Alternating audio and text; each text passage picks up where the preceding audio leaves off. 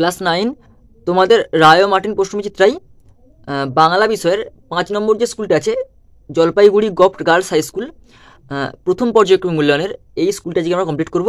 আমাদের 4 নম্বর স্কুল পর্যন্ত কমপ্লিট হয়ে গেছিলো বাংলা বিষয়ের, আজ আমরা 5 নম্বর স্কুলটা কিন্তু কমপ্লিট করব। কি স্কুল আছে? Jalpaiguri government girls high school. Okay, আমাদের চ্যানেলে এরকম পরপর ভিডিও পাওয়ার জন্য তোমরা কিন্তু চ্যানেলটা সাবস্ক্রাইব করে রাখো এবং পাশে থাকা বেল আইকনটি প্রেস করে রাখো। দেখো একের দাগের যেটা আছে, একের দাগের একটা কলিঙ্গ দেশ ঝড় বৃষ্টি কাব্যাংশে একটানা কতদিন ঝড় বৃষ্টি চলেছিল? এটা হবে কি 7 দিন। কয়ের উত্তর কি 7 দিন ঝড় বৃষ্টি কিন্তু হয়েছিল। এবারে দেখো একটা মাস্টারমশাইয়ের কাছ থেকে এইটুকুই আমার নগদ লাভ, বক্তার লাভ হয়েছিল। অপশান গ হবে কি 10 টাকা। দেখো আজ দিনের শুরুতে একটা বিশ্রী কাণ্ড ঘটে গেল। উদ্ধৃতাংশে যে দিনটির প্রসঙ্গ রয়েছে সেটি হলো কয়েকটা অপশান কি, 1 পয়লা জানুয়ারি, অপশান ক হবে কি 1 জানুয়ারি। এবার দেখো চারেরটা দেখো শকুন্তলার পালক পিতার নাম, শকুন্তলার পালক পিতার নাম হচ্ছে কি, ক হচ্ছে মহর্ষি কর্ণ, মহর্ষি কর্ণ হচ্ছে কি শকুন্তলার পালক পিতার নাম, মানে যে পিতা পালন করেছে। পাঁচেরটা কি ইলিয়াস ছিলেন একজন, ইলিয়াস ছিলেন একজন কি, অপশান খ হবে কি বাস্কির। ওকে, এবার দেখো পদ্ম থেকে পদ্ম, এই ধ্বনি পরিবর্তনের কোন রীতি? এটি ধ্বনি পরিবর্তনের কোন রীতি? এটি হবে কি, এটা হবে সমীভবন, অপশান ক হবে কি সমীভবন। এবার দেখো নোংর প্রতীক, নোংর কিসের প্রতীক? এটা হবে অপশান ক প্রতিবন্ধকতার প্রতীক, তাহলে অপশান কি হবে প্রতিবন্ধকতার প্রতীক। আর এটা পূজা থেকে পুজো ড্যাশের উদাহরণ, এটা কি হবে, এটা স্বরসঙ্গতির উদাহরণ, অপশান ক হচ্ছে কি স্বরসঙ্গতির উদাহরণ। ধ্বনি, কি ধ্বনি? হচ্ছে কি এটা মৌলিক স্বর, অপশান ক হচ্ছে মৌলিক স্বর হচ্ছে ধ্বনি। ওকে, এবার চলে আসো দুইয়ের দাগের প্রথমে প্রশ্নটা কি হচ্ছে, যৌগিক স্বরধ্বনি কাকে বলে? এটাকে উত্তর দেখা হবে। দেখো যে কয়েকটি স্বরধ্বনি পাশাপাশি থাকার ফলে একসঙ্গে উচ্চারিত হয় তাদের যৌগিক স্বরধ্বনি বা সন্ধ্যাক্ষর বলে। যেমন অ যুক্ত হর্ষ, যেমন ওই, যেমন বই, বই টই, ঠিক আছে। অযুক্ত হর্ষ ঔ, যেমন বু। তো এইগুলো হচ্ছে এইগুলোকে আমরা কি বলবো, যৌগিক স্বরধ্বনি বলবো। ওকে,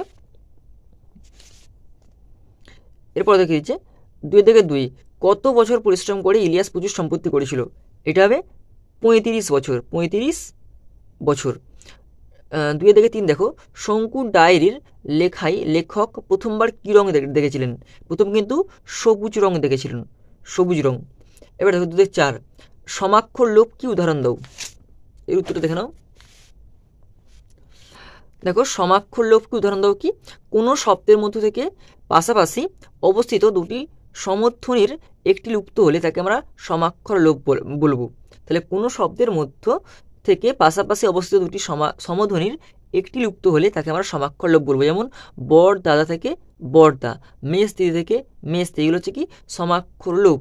এর বৈশিষ্ট্য কি, এই বিলোপ শ্বাসঘাতের জন্য হয়, এই যে সমাক্ষর লোপটা হচ্ছে কি শ্বাসঘাতের জন্য হচ্ছে। আর এর অপর নাম হচ্ছে কি অন্তব্যঞ্জন লোপও বলে, এর অপর নাম হচ্ছে অন্তব্যঞ্জন লোপ। আমরা কিন্তু সুন্দর করে কিন্তু বৈশিষ্ট্য, অপর নাম, উদাহরণ এবং সংজ্ঞা পরপর কিন্তু লিখে লিখে তোমাদের বুঝিয়ে দিচ্ছি। ওকে, তো এরপরে চলে আসো 2 প্রজা দিল রড়, রড় শব্দের অর্থ কি? এখানে রড় শব্দ কি ছুটে পালানো বা দৌড়ানো। কি লিখতে পারি আমরা? দৌড়ানো লিখতে পারি আমরা, বা ছুটে পালানো লিখতে পারি। ওকে, 2 শকুন্তলা কি? শকুন্তলা কে? দেখো শকুন্তলা হলো ঋষি বিশ্বামিত্র ও স্বর্গের অপ্সরা মেনকার সন্তান। তাহলে ঋষি বিশ্বামিত্র এবং স্বর্গের অপ্সরা মেনকার সন্তান। জন্ম থেকেই পিতামাতা পরিত্যক্তা শকুন্তলাকে মহর্ষি কর্ণ প্রতিপালন করেন। পরবর্তীকালে শকুন্তলার অন্য একটি পরিচয় যে তিনি রাজা দুষ্মন্তের স্ত্রী। ওকে, এবার দেখো পাল্টে গেছে মাস্টারমশাইয়ের মতে স্বর্গের দরজায় কি লেখা আছে? স্বর্গের দরজায় লেখা আছে যে অঙ্ক জানে না সেখানে তার প্রবেশ নিষেধ। তাহলে এটাই কি লেখা ছিল, যে অঙ্ক জানে না। দেখো লিখে রেখেছি আমি সুন্দর করে, দেখো যে মাস্টারমশাইয়ের মতে স্বর্গের দরজায় লেখা আছে যে অঙ্ক জানে না সেখানে তার প্রবেশ নিষেধ। শুধু স্বর্গের দরজা নয়, প্লেটোর গণিতবিদ প্লেটোর দরজায় কিন্তু এটা লেখা ছিল যে অঙ্ক জানে না সেখানে তার প্রবেশ নিষেধ।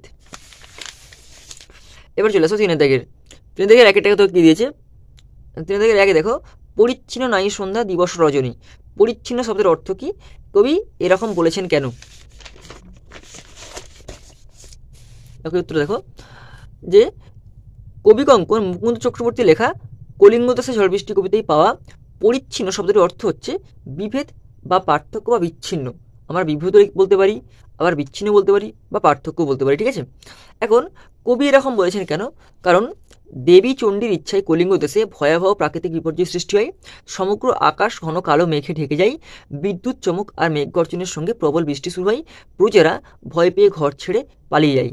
সবুজ শস্যর ক্ষেত ধুলায় আচ্ছাদিত হয়ে যায়। প্রবল বৃষ্টিতে জলস্থল একাকার হয়ে যায়, চারপাশে ডুবে যায়। মেঘের গর্জনে কেউ কারোর শ্রোতা শুনতে পায় না।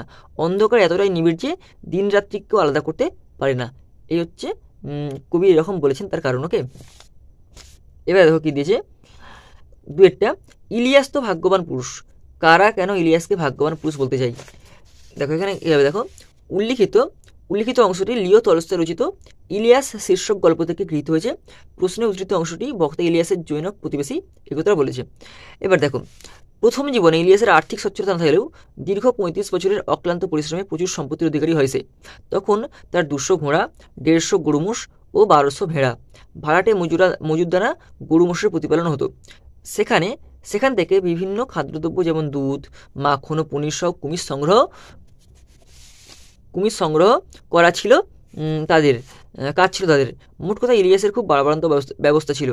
পাড়া প্রতিবেশীরা তাকে ঈর্ষার চোখে দেখতো। তাই প্রভাব প্রতিপত্তি সম্পর্কে ঈর্ষাগত করেই বিদ্রুপ্তক এই উক্তিটি করেছেন। ওকে, এরপরে চলে আসো। তাহলে আমাদের কিন্তু